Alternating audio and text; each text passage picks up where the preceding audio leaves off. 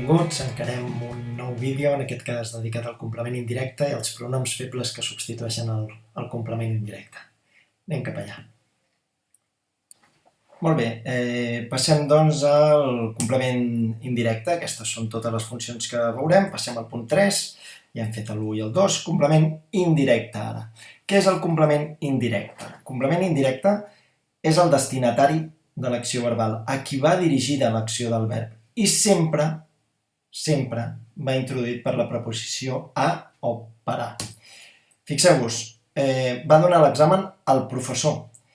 Estic fent un jersei per a la meva neta. El professor és el destinatari, és a qui va donat aquest examen. El jersei és a qui jo faig, la meva neta és a qui jo li faig el jersei. Per tant, en els dos casos són el destinatari d'aquestes accions. I un va introduït per la preposició a, l'altre va introduït per la preposició per a. Sempre van introduïts per aquestes preposicions. Important, els verbs trucar i telefonar demanen complement indirecte. Ho dic perquè amb el complement directe no teniu normalment gaire problema, però sí a vegades amb aquests dos verbs. Per què? Perquè són dos verbs que la passiva els queda prou bé i els podem confondre amb el complement directe de persona. Demà trucaré a la teva germana, podem dir la teva germana serà trucada. Home, doncs no queda malament, no? Aquesta passiva. Ho podríem posar sense preposició, demà trucaré la teva germana, i ja sabem que el complement directe va sense preposició i llavors és un complement directe. Doncs no, trucar i telefonar sempre demanen complement indirecte per dues raons. Una, perquè la germana, o qui sigui, sempre hi ha un destinatari d'aquesta trucada, o sempre telefono a una persona, sempre truco a una persona, sempre truco o telefono a un destinatari.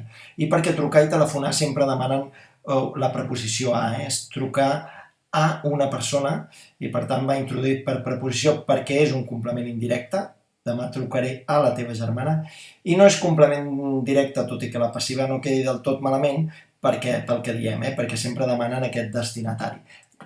Excepte aquests dos verbs, trucar i telefonar, amb la resta no teniu problema, perquè ja ho sabeu, complement indirecte és normalment una persona a la qual va dirigida l'acció del verb. A vegades sí que no és només una persona, a vegades pot ser una institució o hi ha complements indirectes en sentit figurat. Però aquesta és la definició una mica més comuna i sempre va introduït per aquesta preposició a o per a.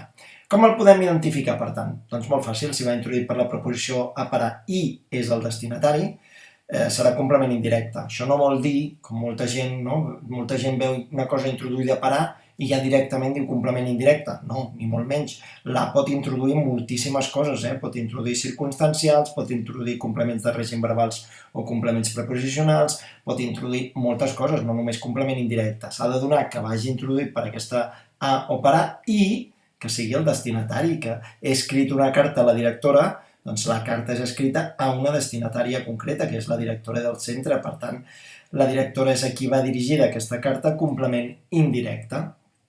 Molt bé, fàcil. Complement indirecte és molt fàcil. La substitució pronominal només són dos pronoms febles, li i els, i atenció, li per sempre que sigui complement indirecte singular i els per sempre que sigui complement indirecte plural. Així de fàcil, sense excepcions, sense res. Jordi, què passa si el complement indirecte plural és femení? Llavors se substitueix per els? No. Per les? No. Sempre per els. És a dir, tant se val que el complement indirecte singular sigui masculí o femení, sempre per li, tant se val que el complement indirecte plural sigui masculí o femení, sempre per els. Per tant, fixeu-vos, per li. Demà donaràs el treball a la teva professora o a la professora. Introduït per la preposició a, és la destinatària a qui li dona aquest treball, per tant, complement indirecte, és un complement indirecte singular, per tant, per li. Li donaràs el treball, complement indirecte. Telefonaràs al teu avi o no? Telefonaràs al teu avi és el destinatari, telefonar i trucar demanen complement indirecte, és un complement indirecte singular, per tant, haurem de dir li telefonaràs o no. Compte que aquí normalment quan parlem sempre diem el telefonaràs o no? El trucaràs al final? No.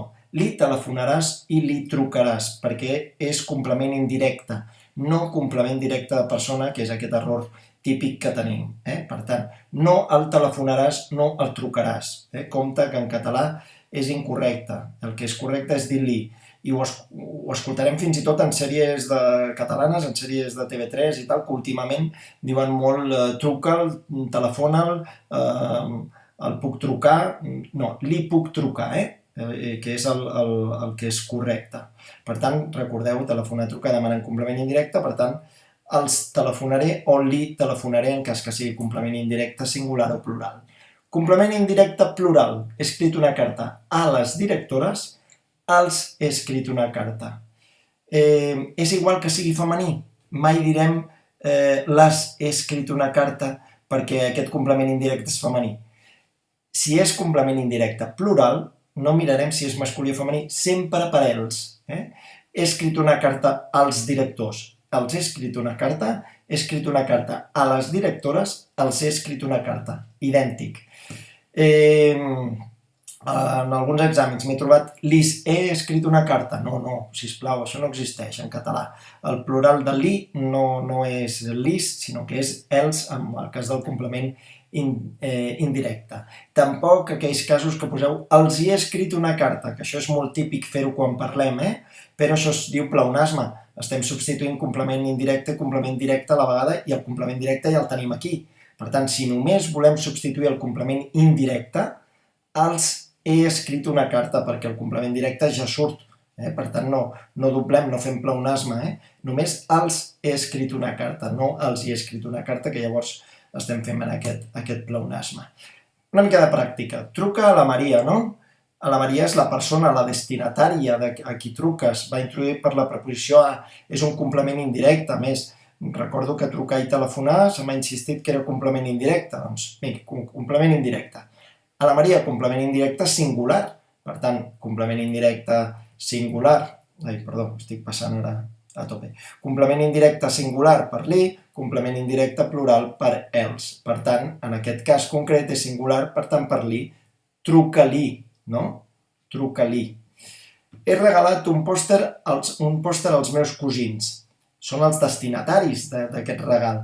Per tant, complement indirecte, van introduït a més per una preposició a. És un complement indirecte plural. Els complements indirectes plurals se substitueixen sempre per els. Per tant, els he regalat un pòster. I aquest els és el que fa de complement indirecte. És així de fàcil, complement directe, no té gaire més complicació, d'acord? Doncs vinga, en el proper vídeo tractarem l'atribut i la pronominalització d'aquest atribut. Espero, com sempre, que us hagi estat d'utilitat. Fins la propera, gràcies.